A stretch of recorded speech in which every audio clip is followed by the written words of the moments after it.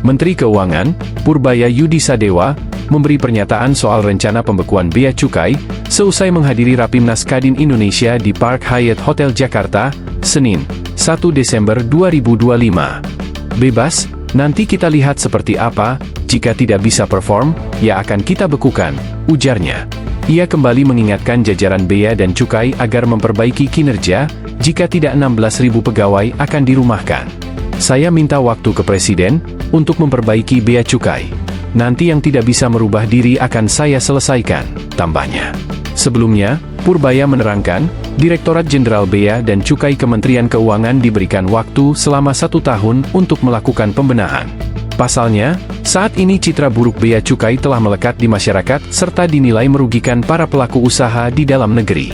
Terutama berkaitan masuknya barang-barang impor ke pasar domestik, dan masalah-masalah lainnya. Tapi sebaiknya kita perbaiki dulu sendiri, daripada kita langsung tutup tanpa warning. Kan jelek, tidak dikasih kesempatan untuk memperbaiki diri, katanya.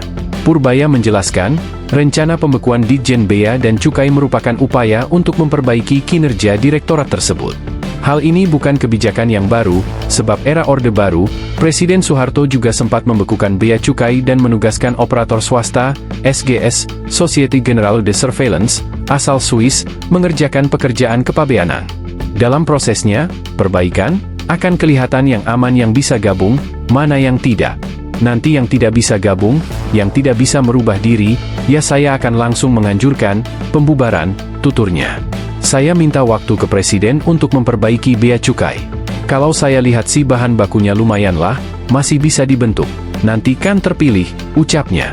Sejalan dengan upaya perbaikan, Kemenkeu mulai menggencarkan penggunaan teknologi kecerdasan buatan, Artificial Intelligence (AI), di stasiun-stasiun bea cukai untuk meningkatkan akurasi data.